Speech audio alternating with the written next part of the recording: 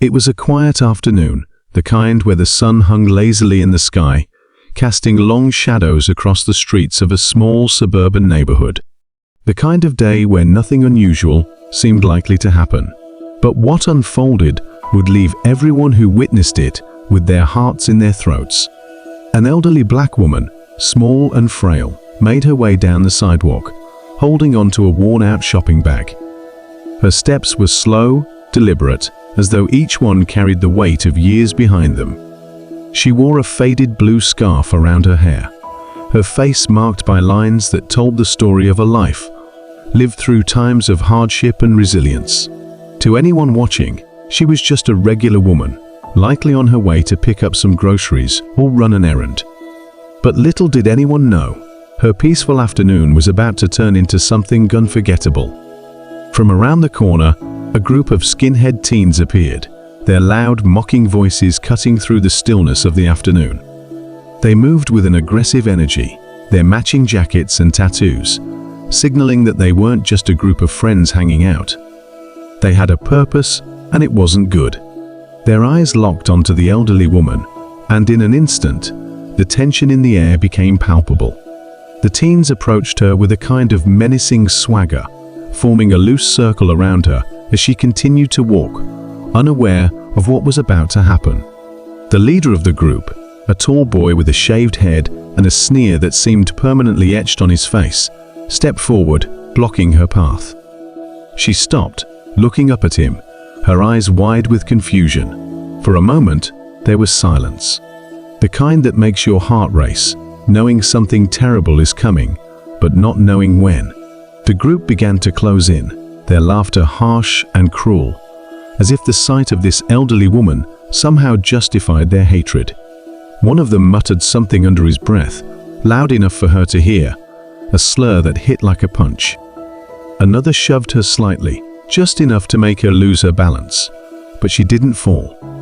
Instead, she straightened herself up, gripping her shopping bag tighter, as if holding on to the last bit of her dignity. But what happened next was something no one could have predicted. The elderly woman, her hands trembling slightly, did something that would stop everyone in their tracks. She raised her head, looking directly into the eyes of the boy in front of her. There was no fear in her eyes, only something much deeper, something that made him hesitate, if only for a second. And then, in a voice that was soft but filled with an undeniable strength, she spoke. What she said in that moment would change everything, not just for her, but for the teens surrounding her.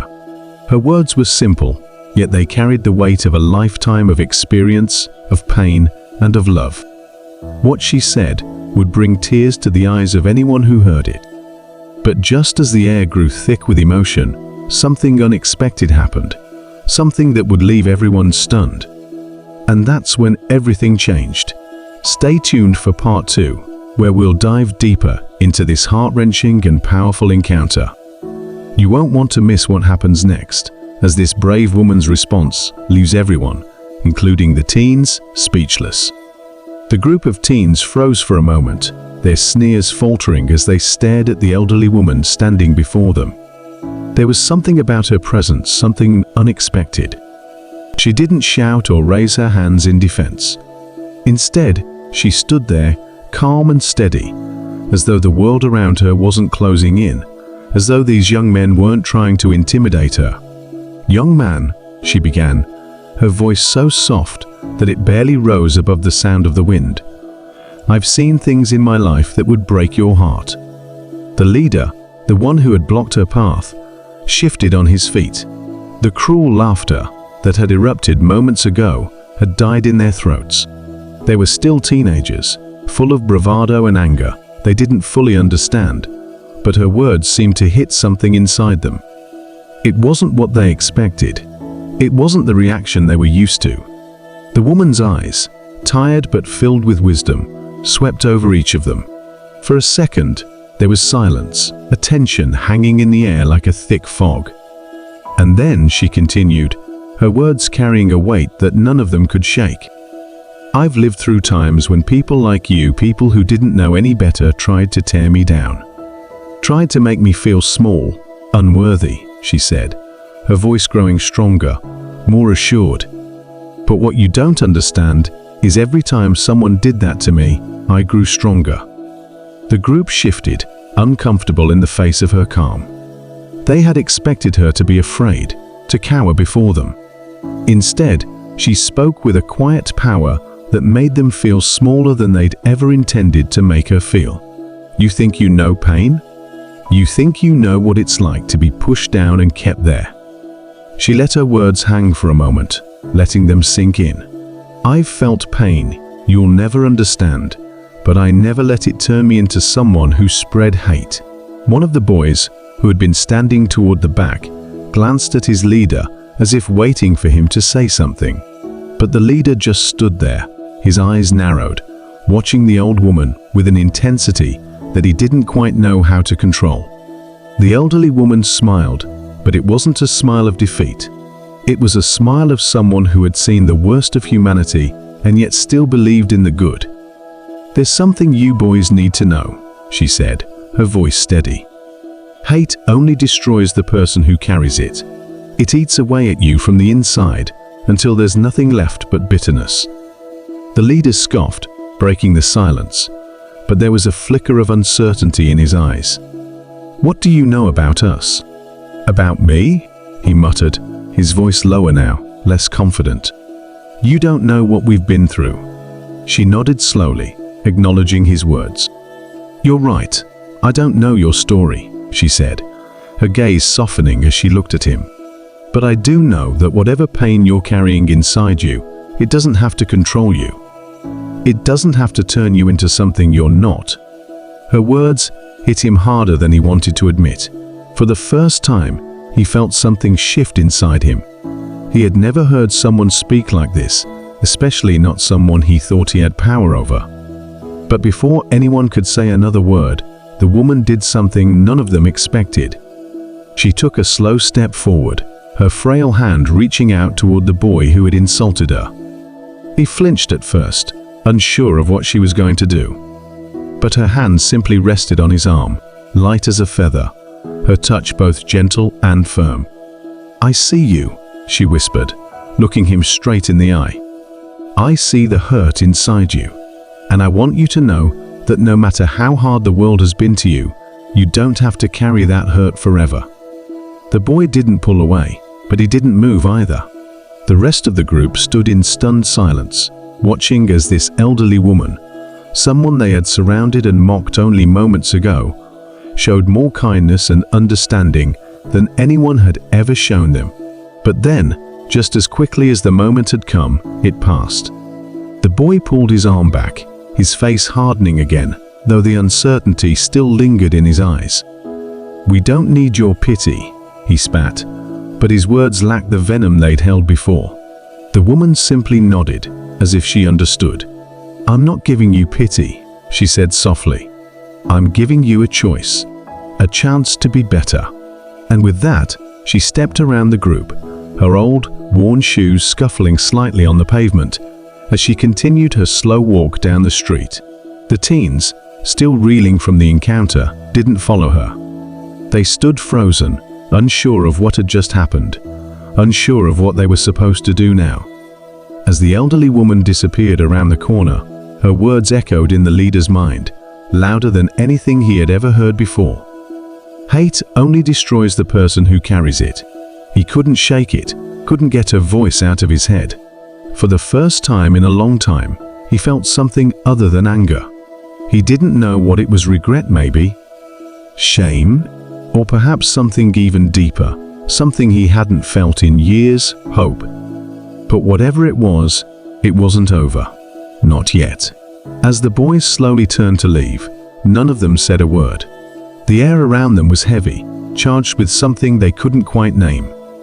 And though they had come together that day with hatred in their hearts, they left with something very different. Something that would stay with them, haunting them, until they faced the truth of who they were and who they could be. But that truth, that confrontation, was still to come. For now, the story was far from over. The woman's footsteps faded into the distance, but the impact of her words lingered, filling the space she had left behind. The question now wasn't about what the boys would do next. It was about who they would choose to become. And that choice would change everything. As the group of boys scattered, each lost in their own thoughts, something unexpected happened.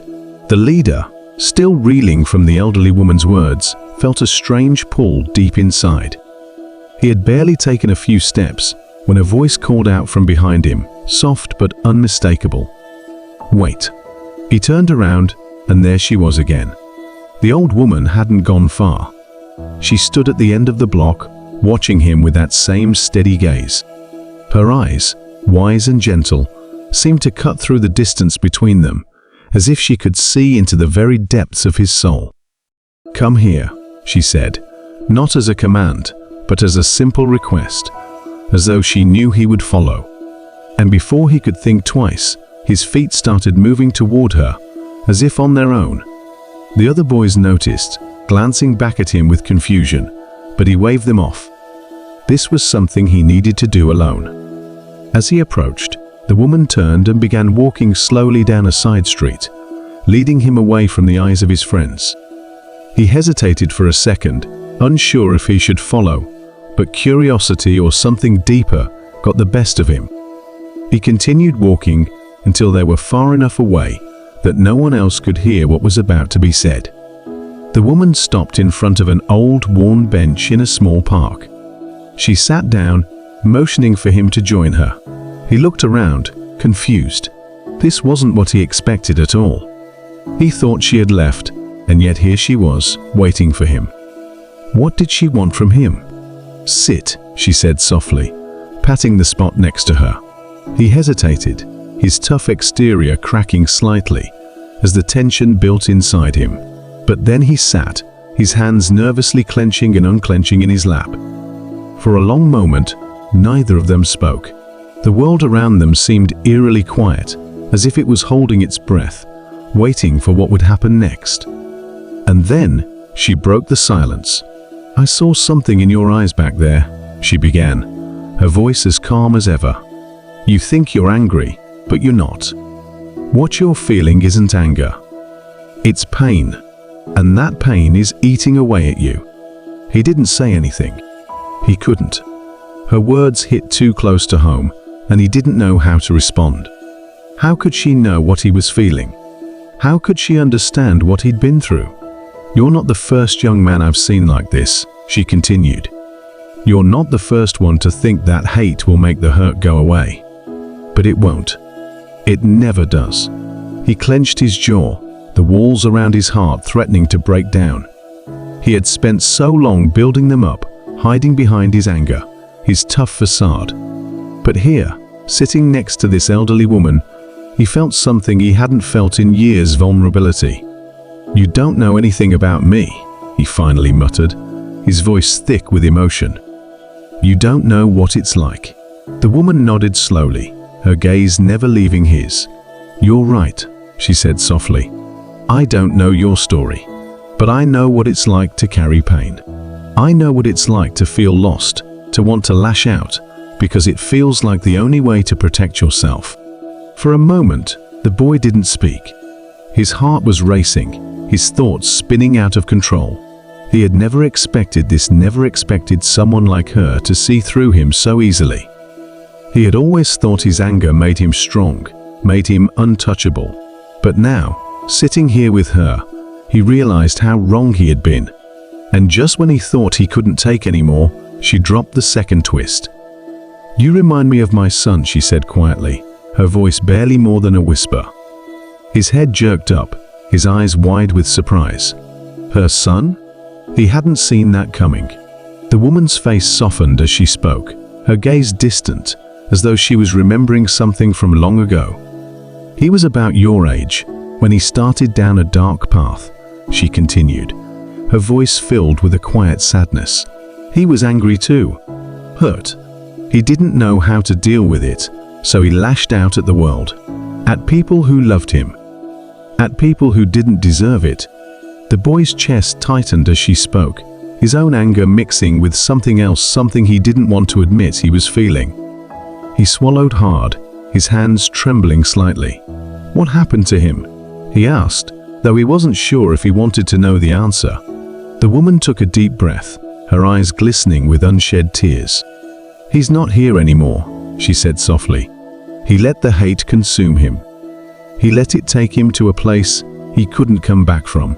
For the first time, the boy felt a lump forming in his throat. He didn't know why, but hearing her story hit him harder than anything else. Her words cut through his defenses, reaching a part of him he thought he had buried long ago. "I tried to help him," she said, her voice cracking slightly. "I tried to tell him what I'm telling you, now that it doesn't have to be this way. That the pain can heal, but he didn't listen." The boy's heart ached as he listened to her, and suddenly, everything felt different. The anger he had clung to for so long felt small and hollow compared to the pain this woman had lived through. He didn't want to end up like her son. He didn't want to let the hate win. And yet, he didn't know how to let go of it. The woman turned to him, her eyes filled with a deep, unshakable compassion. "You have a choice," she said quietly. "You can keep walking down the path you're on, or you can change. You can choose to be better." The boy's throat tightened, his mind racing. Could he really change? Could he really let go of the anger that had defined him for so long? He didn't know the answer. Not yet.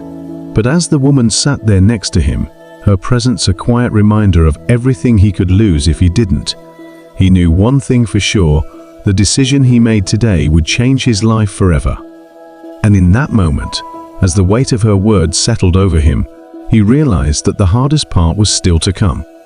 The part where he would have to face the truth about who he was and who he could become. The tension wasn't resolved, not yet. But the path was clear. The boy sat there, the weight of the old woman's words heavy on his shoulders. For a long moment, he didn't know what to say.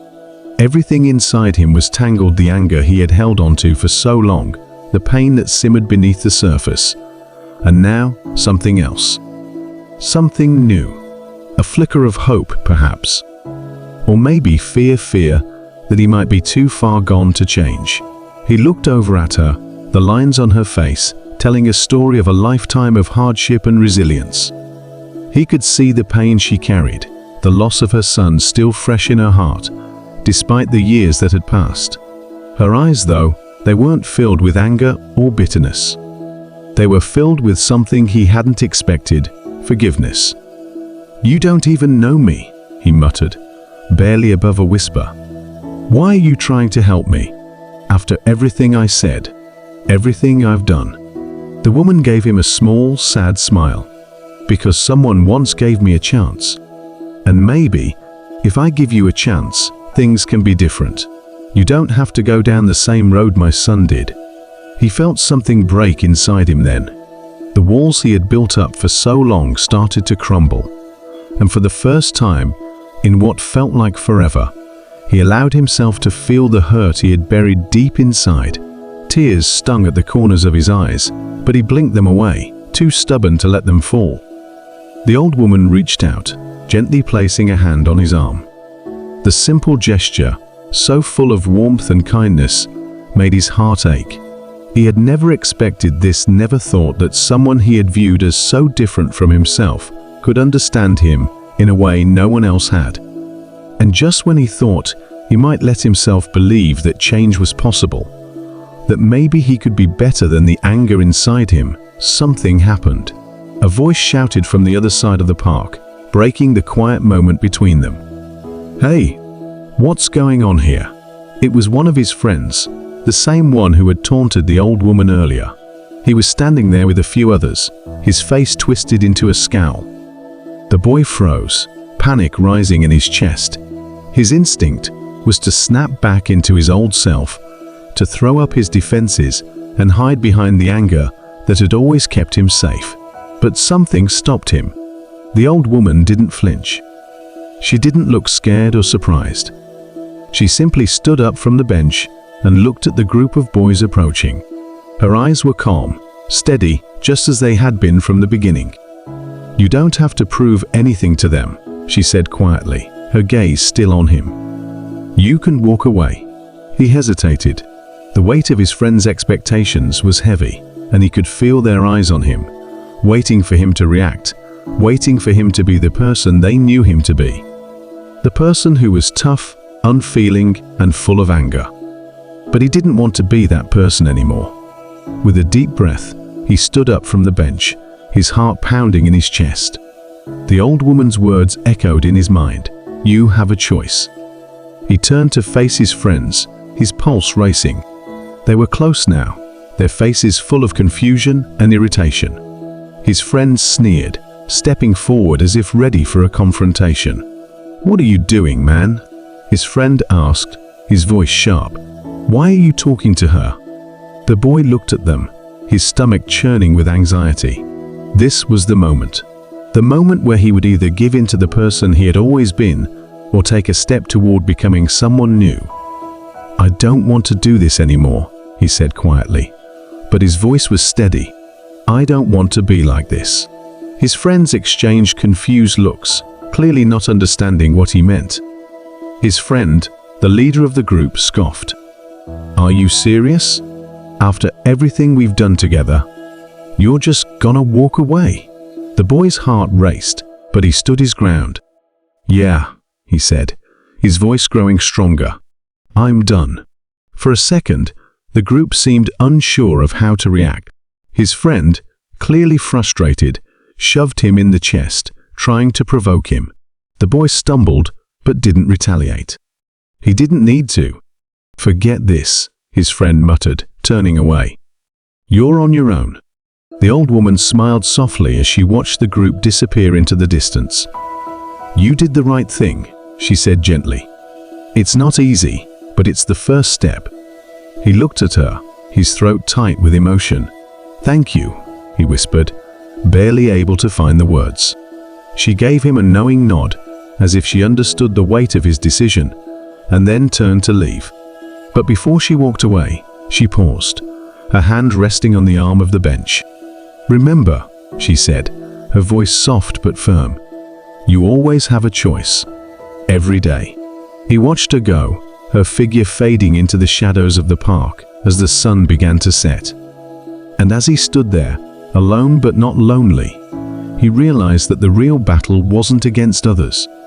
It was against himself, against the anger, the hurt, the fear that had held him captive for so long. The story wasn't over, not by a long shot. There would be more challenges, more moments where the anger would try to pull him back in. But now, he knew something he hadn't known before. He had the power to choose.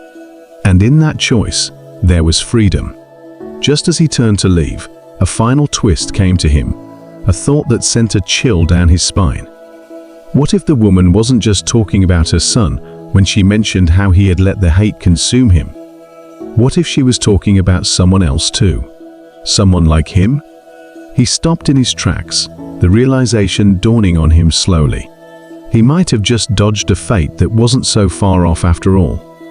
The boy stood there for a long moment, frozen in place by the weight of the realization that had just dawned on him.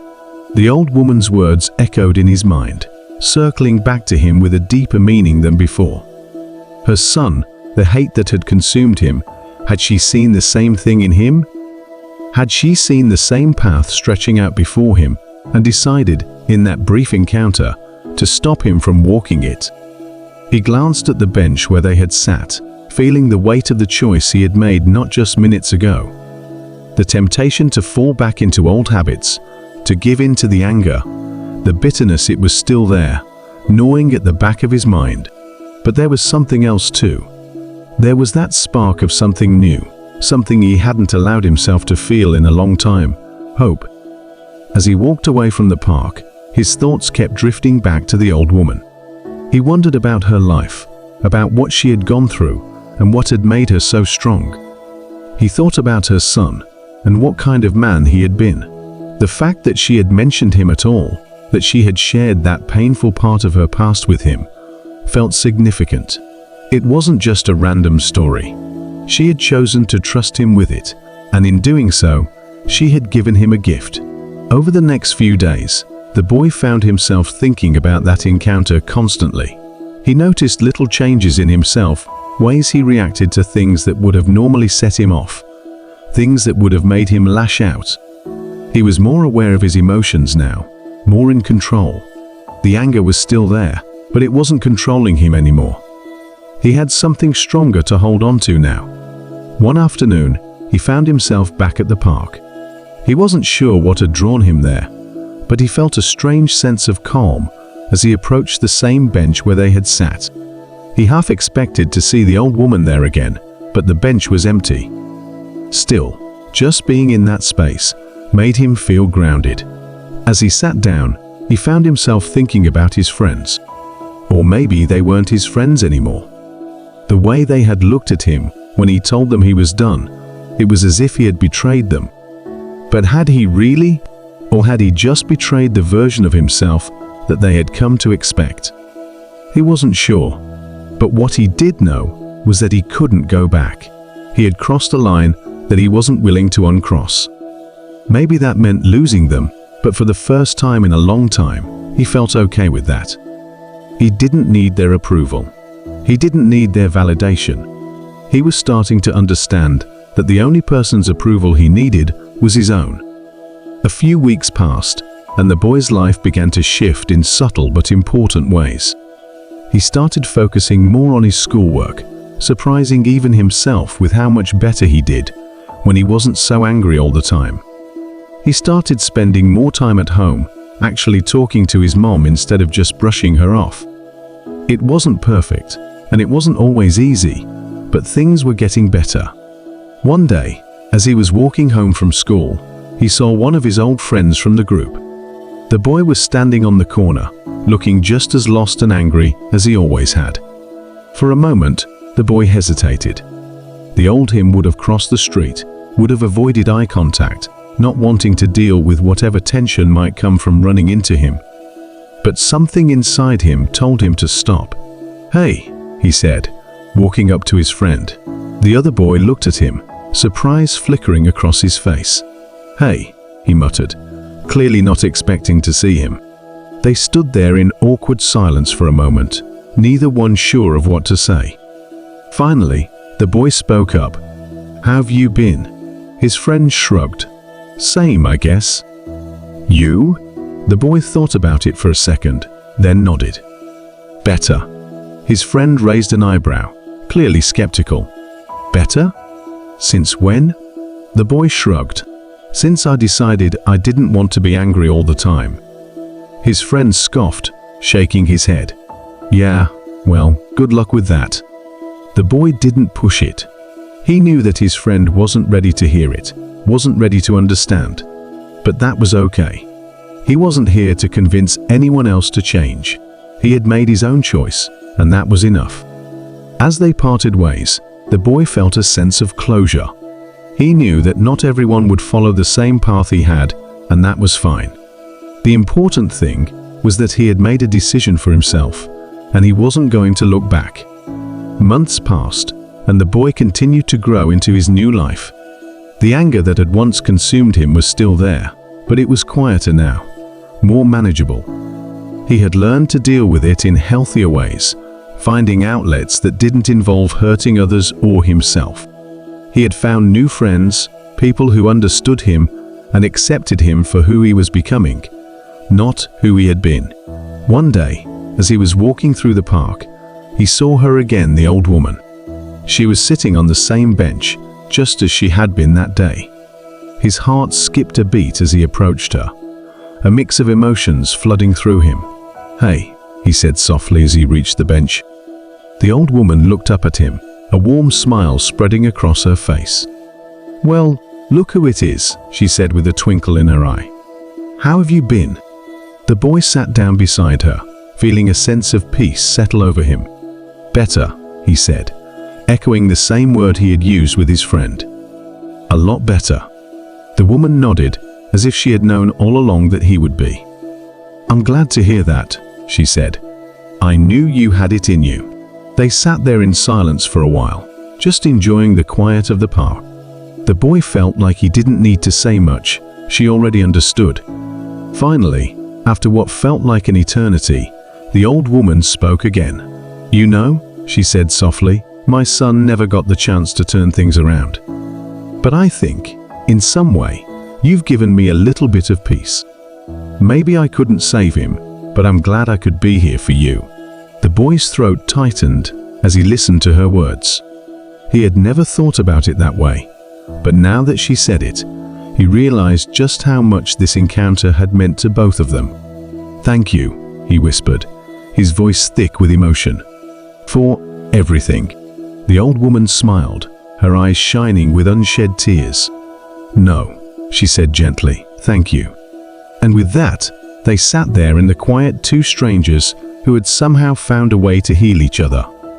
The boy knew that this wasn't the end of his journey. There would still be struggles, still be moments of doubt. But he also knew that he wasn't alone. He had people who cared about him, people who believed in him. And most importantly, he had himself. As the sun began to set, casting a golden glow over the park, the boy stood up. He gave the old woman one last smile before walking away, knowing that this was just the beginning of a new chapter in his life.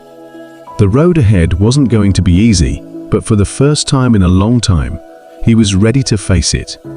He had a choice, and he was going to make the most of it.